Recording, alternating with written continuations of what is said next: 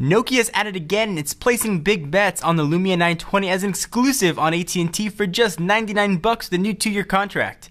Is the company's latest Windows Phone device a large improvement over its previous efforts? Can it woo more customers to Microsoft's budding platform? Let's go ahead, check it out, and see for ourselves.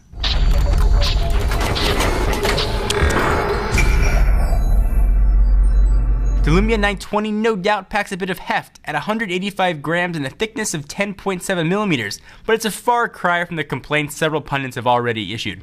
In fact, I think its bulk actually makes it feel rock solid, like the Nokia phones we all remember from back in the day that could play Snake and really take a beating. I'm absolutely positively in love with the high gloss cherry red polycarbonate body too. And that's what I love about what Nokia and HTC are doing with Windows Phone 8, bringing color back to the smartphone game. The phone has a large 4.5-inch screen with a 1280 by 768 pixel resolution, and thanks to its Pure Motion HD technology, I found it to offer more accurate colors, deeper, inkier blacks than the Windows Phone 8X from HTC. I prefer looking at the Lumia 920 screen in every situation, whether it was watching movies, outside, or indoors. Viewing angles were also great, and the screen was easily viewable outdoors under direct sunlight.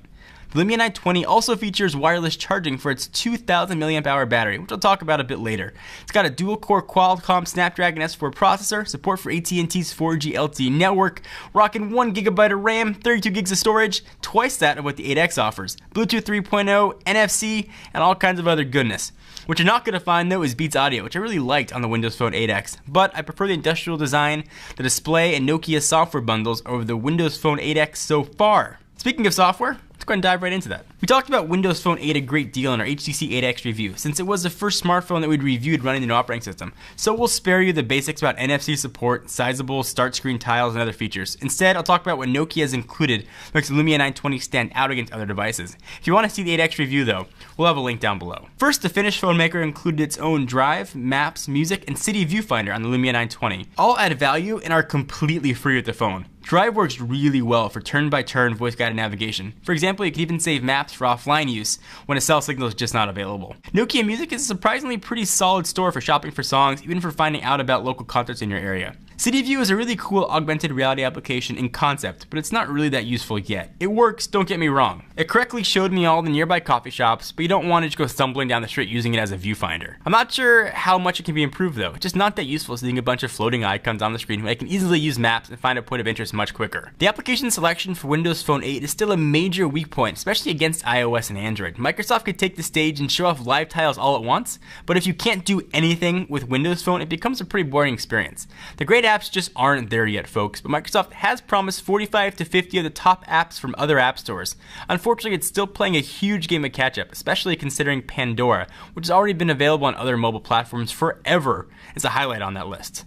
Look, you'll buy a Windows Phone 8 device because of the great hardware, which Lumia 920 absolutely offers, and the excellent user experience. But you'll want to look elsewhere if you're an app junkie. This is not a shot directly at the Lumia 920, I just want you to know that Windows Phone 8 itself is really lacking in that area. So let's talk about the camera. The Lumia 920 offers an 8.7 megapixel camera with a Carl Zeiss lens and the company's PureView technology that was first introduced in the PureView 808. Images are crisp, colorful, and accurate in pretty much every scenario.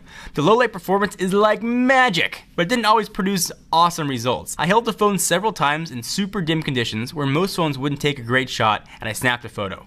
Suddenly the screen lit up after being completely dark with a bright image, as if it hadn't been shot in a dark environment at all. When I compared it to low light images to those shot with my iPhone 5, arguably the best smartphone camera on the market though, I found that the iPhone's shots were a bit sharper, less blurry than those with the 920, which I really wasn't expecting. That is especially true if there were any lights in the image, such as those on my keyboard. The iPhone 5 snapped a photo that looks just fine, but the lights send a massive glow into the Lumia 920 shots. The front-facing camera is okay. It's got a resolution of 1280 by 960, but it doesn't blow my pants off. Don't make any jokes. Next, let's talk about wireless charging. AT&T is going to include a free wireless charging plate with the Lumia 920 while supplies last. It's a pretty awesome feature that I really liked using. I was able to come home, take the Lumia 920 out of my pockets, just drop on the wireless charger on my coffee table. I didn't have to fiddle with wires or anything like that. It kind of seems trivial and a little bit silly, but I really found it enjoyable. The phone makes a sound when you drop it on the pad to let you know it's charging, and there's an LED indicator that lets you know when it's finished charging.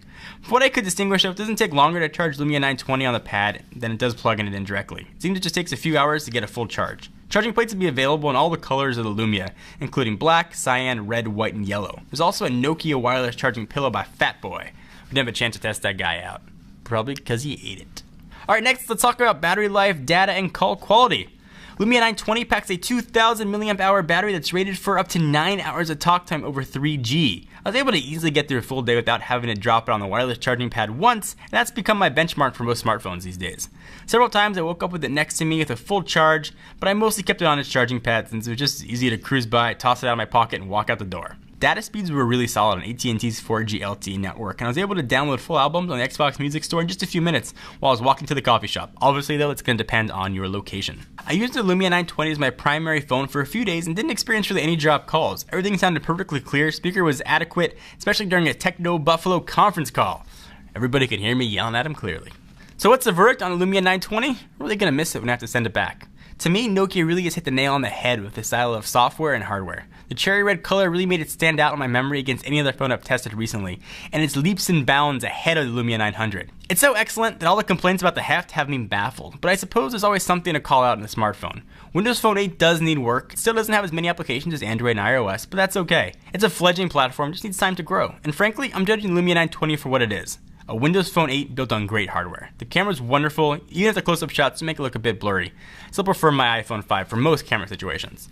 So that brings me down to the hard question I need to answer. Is the Lumia 920 better than the Windows Phone 8X by HTC? Yeah, I think so. The 920 is $100 cheaper, offers compatible hardware, a better camera, comes preloaded with Nokia's excellent applications. Plus, you get wireless charging for free. To me, that's a no-brainer. But if you prefer a skinnier phone with a completely different design, the Windows Phone 8X is going to be an amazing alternative. So if you've been considering a new phone, the Lumia 920 is going to serve you very well for the next 2 years. It's a great phone with awesome build quality on a really intriguing operating system. What do you guys think? Is the 920 going to grace your pockets for the next 2 years? We want to hear what you have to say. Check us out at technobuffalo.com for the latest and greatest tech news. I'm John Rettinger. See you in the next video.